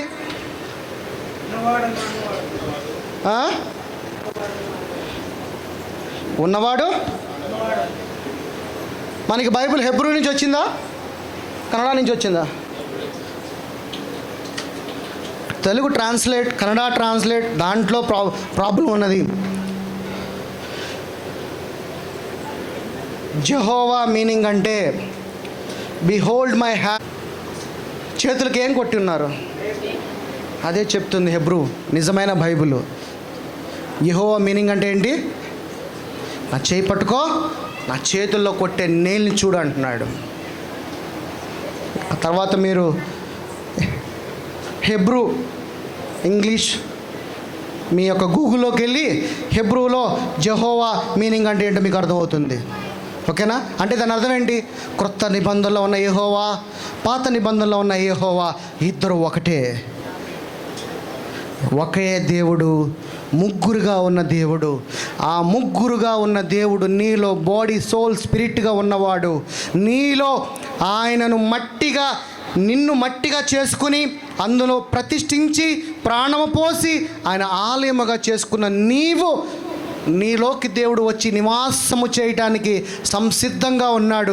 ఈరోజు నీ హృదయ తలుపులను తెరవబడును గాక యేసు నామములో. అందరూ లెగ్స్ నుంచి ఉంటే ప్రార్థన చేసుకుందాం. వాక్యం అర్థమైంది. దగ్గరికి రానికపోయినా దూరంగా ఉండైనా కానీ నీ గురించి నా దేవుడు చెప్పిన ప్రేమను నేను ప్రేమిస్తాను. మనమందరము ఒకటే, మనమందరము దేవుని పిల్లలమై మనందరి కొరకు ఆయన ప్రాణము పెట్టి ఆయన సర్వ రక్తం ఇచ్చి మనందరినీ కాపాడాడని ఈ యొక్క సారాంశమును నువ్వు ఎదుటివాడికి చెప్పాల్సిందే. అది నువ్వు నిజమైన క్రైస్తవుడుగా ఆయన స్వరూపమైన నీలో దేవుని యొక్క ఫలములన్నీ కూడా కనపడాలి. నీ సంఘము ఆ సంఘం అని కాదు, అన్ని డినామినేషన్లు అందరం కలిసి ఒకటే ఉన్నాము. ఈ రోజున మీరందరూ ఇక్కడికి వచ్చారంటే ఎవరికో ఏదో ఒక సమస్యతోనే వచ్చి ఉంటారు, ఏదో ఒక బాధ ఉండే ఉంటుంది, చెప్పలేనిది, చెప్పుకోలేనిది, చెప్పేది. మిమ్మల్ని మీరే మీ తండ్రితో వేడుకోనండి, ప్రార్థించండి. మీరు ప్రార్థన దేవుడు ఏమన్నాడంటే ఆపత్కాల దినములలో నా యందు మొరపెట్టుకునే ప్రార్థన నేను వింటానని చెప్తున్నాడు. ఎవరికి ఏ ఇబ్బంది ఉందో, ఎవరికి ఏ సమస్య ఉన్నదో, ఏ కష్టం ఉన్నదో ఆ కష్టమును ఆయన మీరు గుర్తు చేసుకోండి. ఈరోజు నీలో నివాసము చేసే నా దేవుడు నిన్ను ముట్టపోవడానికి, నిన్ను విమోచనకారుడుగా చేయటానికి, విడుదల చేసేవాడిగా, ఆశీర్వదించే దేవుడుగా నేను తప్ప ఈ లోకంలో మరొక దేవుడు లేడని చెప్పిన నా యేసయ్య ఈరోజు నీలోకి రావటానికి, నీలో నివాసము చేయటానికి సిద్ధంగా ఉన్నాడు. మౌనంగా ఉండమాకు నా సహోదరి, నా సహోదరుడా. వెలుగెత్తి యేసు నామమును పలుకు. ఆ నామములో అధికారం ఉన్నది, ఆ నామములో శక్తి ఉన్నది. నీలో ఏదైతే లోపమున్నదో ఆ అధికారముతో జయించువాడిలాగా జీవించు, కానీ ఏమీ లేనివాడిగా పిరికి ఆత్మతో జీవించమాకు నా సహోదరి, నా సహోదరుడా. ఆత్మ ఉన్నామని చెప్పుకుంటున్నాం, వేషధారుల వలె ఉండకుండా క్రీస్తును కలిగిన వారమే, పరిపూర్ణ క్రీస్తు నాలో ఉన్నాడని చెప్పుకునే వెలుగెత్తి చాటేలాగా నీలో సువార్తను ప్రకటించే విధంగా దేవుని ఆత్మ జీవించు. ఈరోజు నువ్వు మాట్లాడే ప్రతి మాట యేసు నామములో విడుదలవును గాక. యేసు అన్ని మార్గములలో, అన్ని విషయములో, అన్నిటి మీద నీకు అధికారము, స్వతంత్రం ఇచ్చి ఉన్నాడు. యేసు నీలో పెట్టుకో. నీలో యేసే ఉండి ఉన్నట్లయితే నీవు ఆయన ఆత్మ ఉన్నావు, ఏకాత్మగా ఉన్నావు అంటున్నావు. నీకు యేసే తోడుకుంటే ప్రతి బంధకముల విడుదల, ప్రతి రోగము విడుదల, ప్రతి అప్పు విడుదల, ప్రతి లోను విడుదల, ప్రతి కోర్టు కేసు విడుదల, ప్రతి పోలీస్ స్టేషన్ల విడుదల. ఈరోజు ప్రేమతో గోడ కట్టు, కానీ నీవు ధనముతో గోడను కట్టొద్దు, మతముతో గోడ కట్టొద్దు. నీవు నీ సహోదరులందరినీ ప్రేమించు. అది ఏ మతమైనా, అన్య దేవతలను నీ దేవుడు చెప్పాడు వారిని గౌరవించు అన్నాడు, కానీ వారిని దూషించమని చెప్పలేదు. వారిని ప్రేమించు. ప్రేమించే దేవుడు నీలో ఉన్నాడు. ఆయన స్వరూపము, ఆయన పోలికై ఉన్నప్పుడు ఆ ప్రేమ నీ ద్వారా ఎదుటి వారికి కనపడే వారిలాగా నువ్వు జీవించాలి నా సహోదరి, నా సహోదరుడా. ఈ మాటలు, ఈ వాక్యము 30 60 నీలో ఫలించాలి నాయన. ఇక్కడ కూడి వచ్చిన ఏ బిడ్డ ఉత్త చేతులతో వెళ్ళకూడదు ప్రభువా. అధికారం కలిగి నీ ప్రేమను పొందుకుని నాయనా, నీ మహిమను పొందుకుని నీ బిడ్డలు ఇక్కడి నుంచి వెళ్ళాలి ప్రభువా.